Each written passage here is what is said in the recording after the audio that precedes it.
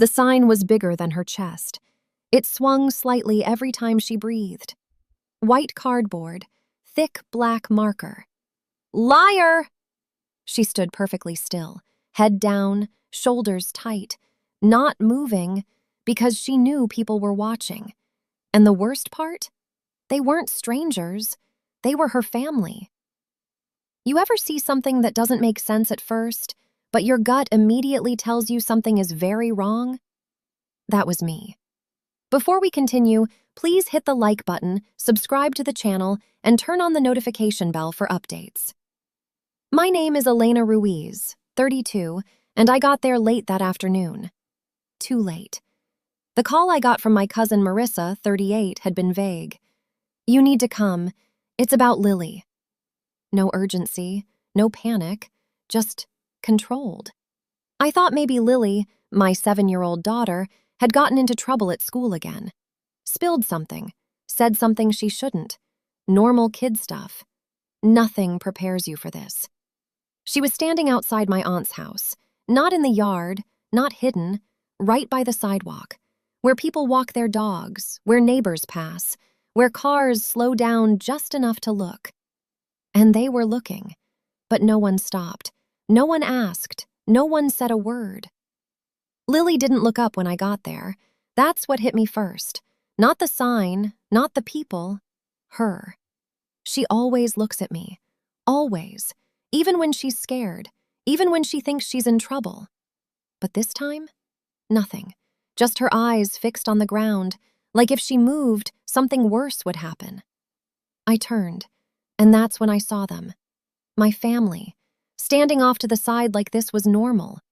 Marissa, arms crossed, my uncle Jorge, 62, watching quietly. And then Daniel, 35, Marissa's husband. He didn't look at Lily, not once, just kept staring at his phone. "What is this?" I asked. No one answered right away. Then Marissa shrugged, like this was nothing. "She lied," she said. That was it. No explanation, no detail, just, she lied. Now let me tell you something about Lily. She's quiet. Not shy exactly, but careful. The kind of kid who double-checks her answers even when she's right.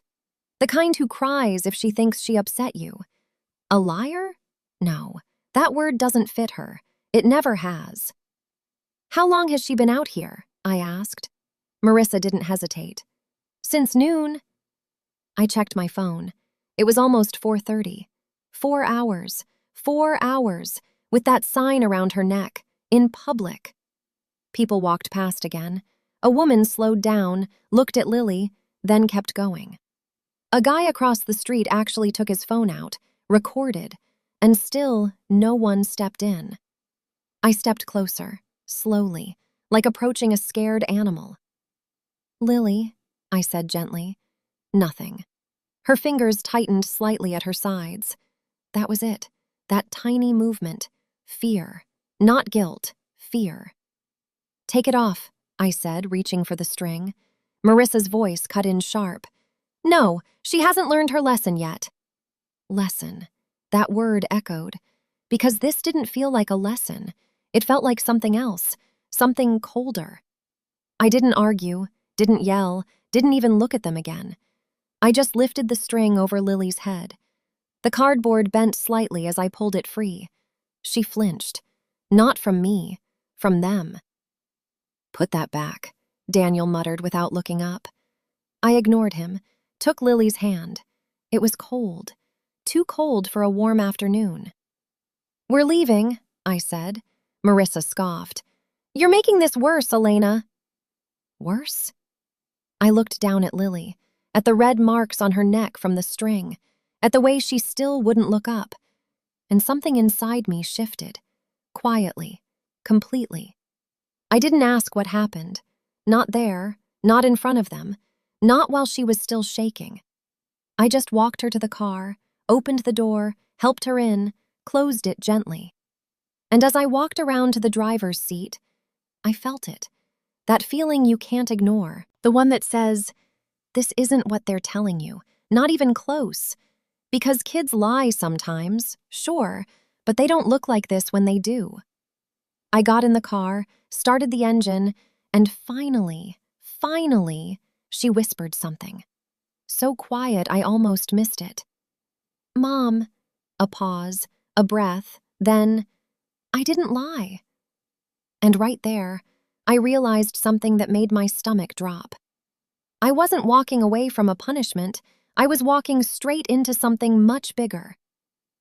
They said she lied. That's what they kept repeating, over and over, like if they said it enough times, it would become true.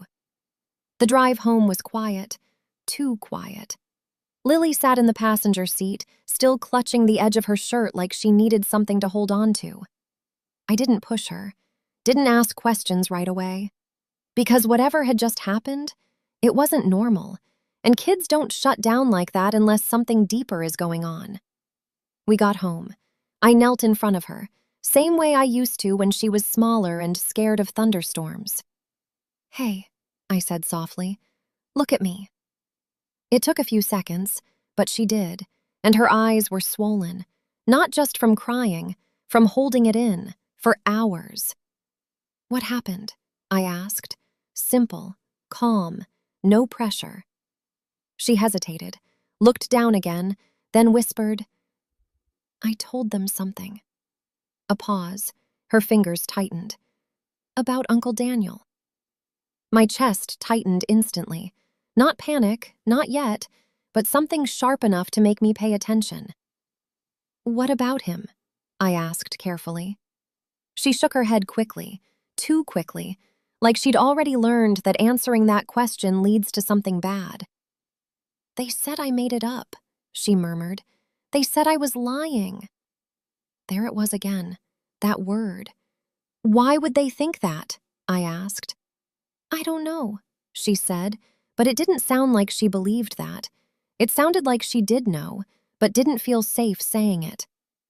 That's when something clicked. Kids don't usually double down like this under pressure.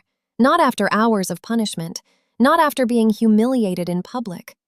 If she was lying, she would have taken it back by now, apologized, said whatever they wanted just to make it stop.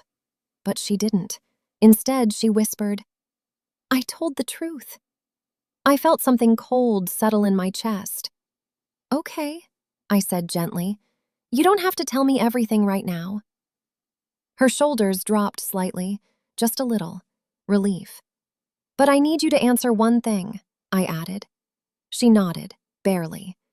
"Are you scared of Daniel?" And that's when it happened. Not words, not a sentence, just a flinch, small, fast, but unmistakable. That wasn't confusion, that wasn't uncertainty, that was fear. Direct, specific, learned. I leaned back slowly, mind racing now, because suddenly, things didn't line up, at all.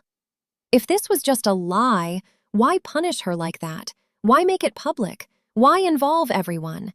And why did Daniel not react, not defend himself, not get angry, not even look at her? That wasn't normal either. Later that evening, I called Marissa, kept my voice neutral. "I need to understand what she said," I told her. There was a pause, then a sigh, the kind people use when they're already annoyed. "She accused Daniel of something inappropriate," Marissa said flatly.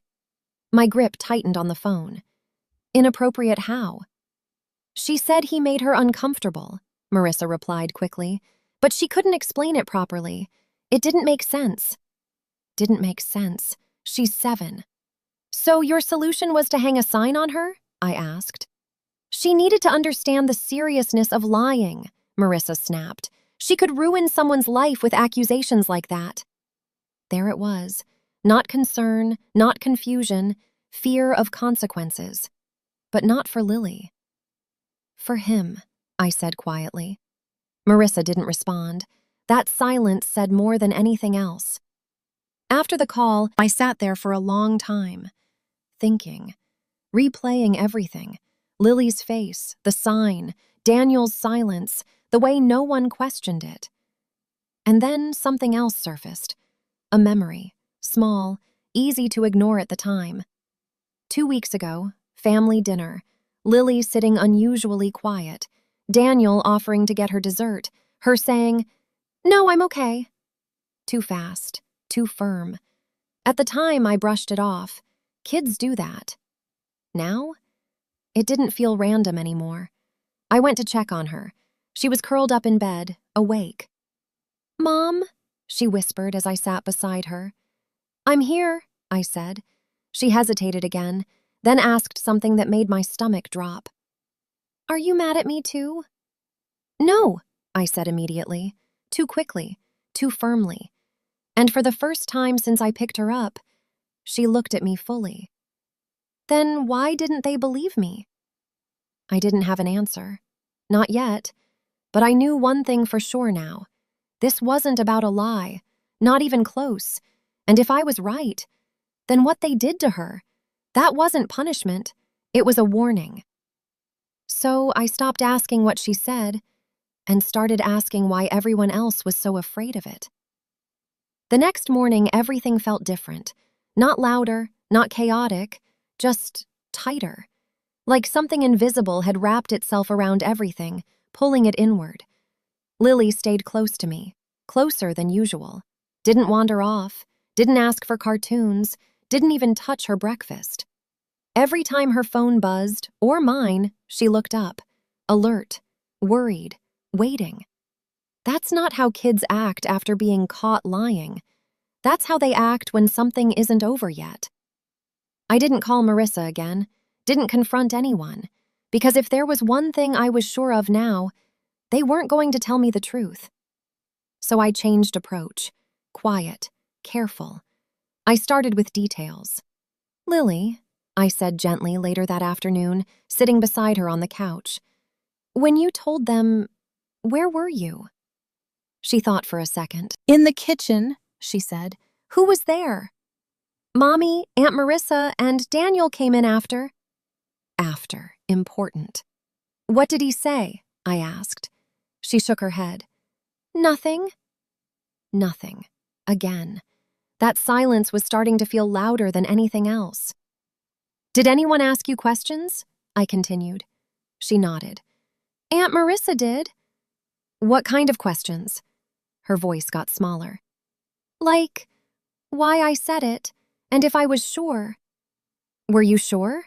I asked. She looked at me, straight this time, no hesitation. "Yes." No confusion, no doubt, just certainty. That's when I knew I wasn't dealing with a misunderstanding. That evening, I made a decision. If they wouldn't explain, I'd reconstruct it myself. I drove back to Marissa's house, not to confront, to observe. The house looked normal, lights on, TV playing inside. From the outside, nothing had changed. But when I knocked, there was a delay. Long enough to notice. Marissa opened the door, smiled tight, eyes scanning past me, like she was checking if I brought someone else. "I just came to grab Lily's jacket," I said casually. Another pause. Then she stepped aside. "Fine." Inside felt off. Subtle, but there. Jorge was in his usual chair, didn't greet me, just nodded. And Daniel? He wasn't in the living room. "Where is he?" I asked. "Out," Marissa said quickly. Too quickly. I nodded, didn't react, just walked toward the kitchen. That's when I saw it. On the counter. A phone. Not mine, not Marissa's. Daniel's. Screen lit up. Notifications still visible. A message preview. Did she say anything else? No name saved, just a number. But the timestamp? Yesterday, right after everything happened. I didn't touch the phone, didn't need to. That one line was enough. Because that's not what you ask if someone made something up. That's what you ask when you're trying to control what's been said. I grabbed Lily's jacket, turned to leave. "Did you talk to her?" Marissa asked suddenly. I paused, looked back. "Yeah," I said. Her expression shifted, just slightly. "And?" she pressed. I held her gaze, long enough to make it uncomfortable. "She's consistent." That word landed. Hard. Marissa didn't respond, didn't argue, didn't defend. She just looked away. And in that moment, I saw it. Clear as day. This wasn't uncertainty. This was damage control. I left without another word, got into my car, locked the doors, and just sat there. Heart pounding now, pieces connecting faster than I could process them. Because now I had three things: Lily's consistency, Daniel's silence, and that message. But I still didn't have proof. Not enough. Not yet. And if I was going to challenge this, really challenge it, I couldn't afford to be wrong. That night, after Lily fell asleep, I went through something I hadn't checked in months. Our old tablet, the one she used for games, videos, messages. Most of it was harmless, exactly what you'd expect. Until I opened the voice recorder app. There were dozens of short clips, random, mostly noise, accidental recordings. Except one, 37 seconds long, recorded 3 days ago. My finger hovered over it. Then I pressed play. At first, just static. Movement, background noise. Then, Lily's voice. Small, uncertain. Stop! My heart stopped with it. A pause. Then, a man's voice. Low, calm. Don't say anything. I froze, because I knew that voice, and suddenly, everything snapped into place. I wasn't angry anymore. Not the kind that makes you yell, not the kind that burns fast and fades. This was something else. Quiet, focused, final. I replayed the recording 3 times that night, not because I didn't hear it clearly the first time, but because I needed to be absolutely certain. No assumptions, no guessing. Lily's voice, small, uneasy. Stop! Then Daniel, calm, controlled. Don't say anything. No confusion, no overlap, no doubt. And suddenly, everything that didn't make sense did. The sign, the public humiliation, the urgency to label her a liar before she could explain. It wasn't punishment, it was containment. I didn't wake Lily, didn't tell her what I found. Not yet. Because once I moved forward with this, there was no going back. The next morning, I made 3 calls. First, to a child advocacy hotline. I didn't dramatize, didn't exaggerate, just gave facts. A recording, a sudden punishment, a child being publicly shamed after making an accusation. The woman on the line didn't interrupt me once. When I finished, she said something that locked everything into place. You did the right thing by calling. Second call, a lawyer, recommended through someone I trusted. I sent the recording, waited. 10 minutes later, my phone rang. Do not confront them alone, he said immediately. Do not warn them, and do not let your child out of your sight. That was all I needed. The third call? That one was the hardest. Marissa. She picked up on the second ring. What now? She asked, already irritated. I'm coming over, I said, calm, steady. A pause, then, why? I think we should all talk, I replied. Silence, then a sigh. Fine, come. Perfect. I arrived an hour later. This time, I didn't come alone. Parked 2 houses down, a plain car, engine off, waiting. I walked up to the house, knocked. Marissa opened the door, annoyed again, but underneath that, something else. Tension. Inside, everyone was there. Jorge, Marissa, and Daniel. This time he looked at me, briefly, then away. Good. Let's not drag this out, Marissa said. What do you want? I stepped into the center of the room, didn't sit, didn't hesitate. I want you to explain something, I said. Marissa crossed her arms. Explain what? I reached into my bag, pulled out my phone. Daniel shifted slightly, just enough to notice. This, I said. I hit play. The room filled with static first, then Lily's voice. Stop! Everything froze. Then his voice, "Don't say anything." No one moved. No one spoke. But the silence? It cracked. Marissa's expression changed first. Confusion, then realization, then something close to panic. Jorge leaned forward slowly, eyes locked on Daniel now. And Daniel? He didn't deny it, didn't speak, didn't even try. He just stood there, frozen. Because there are moments when the truth doesn't need explaining. It just lands. And this one hit all of them at once. I lowered the phone, looked directly at Marissa. "You made her wear a sign," I said quietly. No anger, no shouting, just fact. "After this." Her mouth opened slightly, but nothing came out, because there was nothing left to say. Outside, a car door opened, then another, and suddenly, the consequences I set in motion were no longer waiting. They were here. The knock didn't come, not at first. The door was still open from when I walked in. So when the two officers stepped inside, no one stopped them. Everything shifted in that moment. Not loudly, not dramatically, just decisively. Marissa turned first. "What is this?" she asked, her voice tight. I didn't answer. I didn't need to. One of the officers, a woman probably in her early 40s, stepped forward calmly. "Is everyone here?" she asked, scanning the room. No one responded immediately, because suddenly, everyone understood.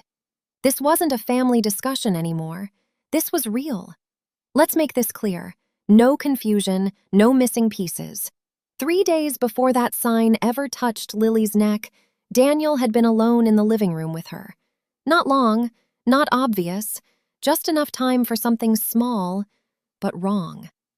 Lily didn't fully understand it, didn't have the words, didn't know how to explain the feeling. So she did the only thing a 7-year-old can do. She said, "He made me uncomfortable." That's it. That was the lie. But instead of asking questions, instead of slowing down, instead of protecting her, they reacted. Fast, defensive. Marissa didn't want to believe it. Jorge didn't want conflict. And Daniel? He stayed quiet, careful. So they reframed it, minimized it, turned uncertainty into accusation. "She's confused. She's exaggerating. She's lying."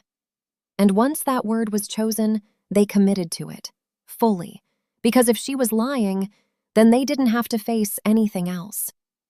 But Lily didn't back down. She repeated it, again and again.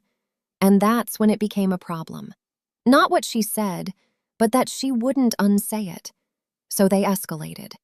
The sign wasn't about punishment, it was about control. Make it public, make it humiliating, make it undeniable. Force her into silence. And for a few hours, it worked. Until I showed up. Back in the room, no one was speaking.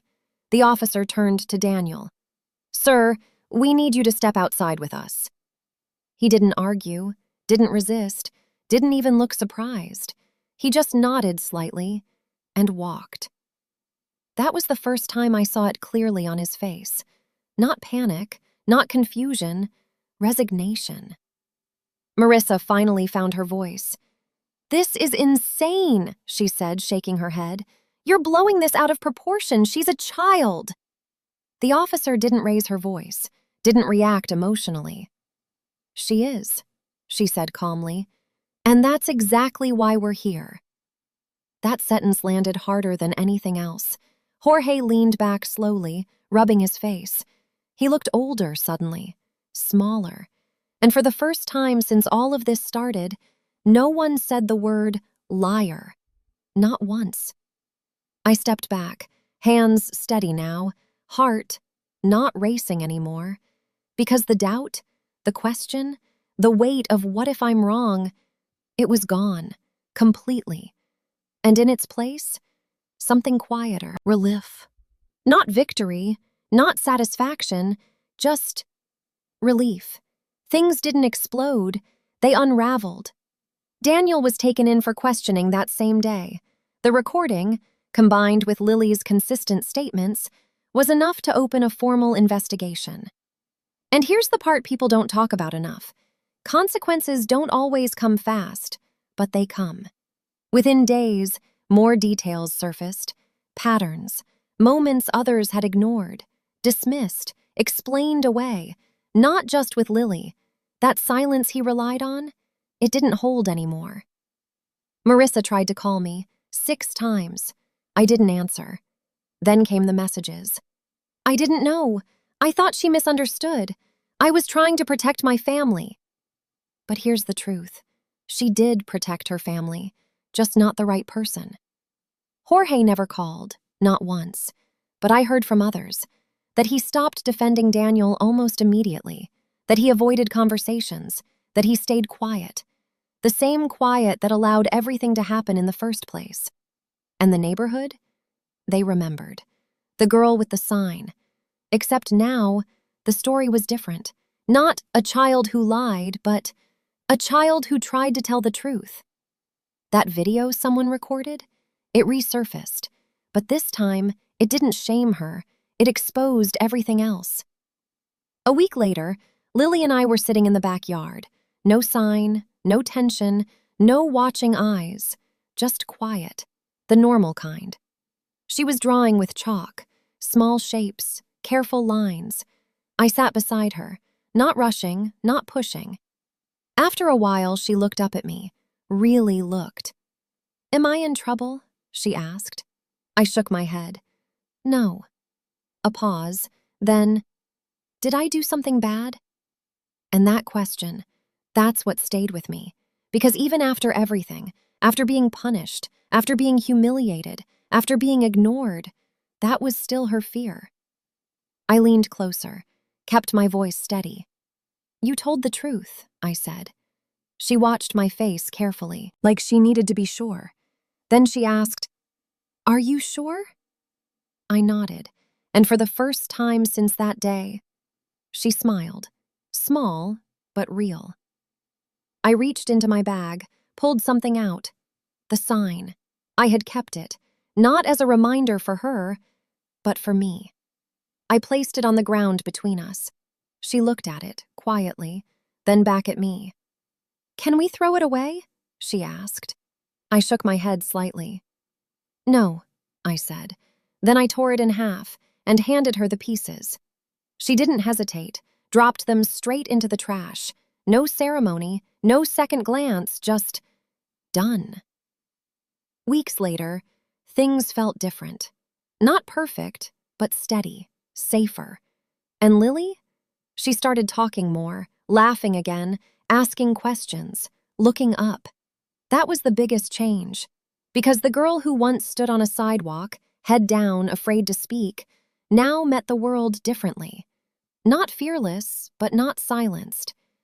And as for me, I stopped wondering if I had overreacted, stopped replaying the moment, stopped questioning the decision. Because in the end, it was simple. They called her a liar, and they were wrong. Not eventually, not partially, completely. And this time, the truth didn't stay quiet. It didn't get buried. It didn't wait. It stood up, even when she couldn't. And that made all the difference.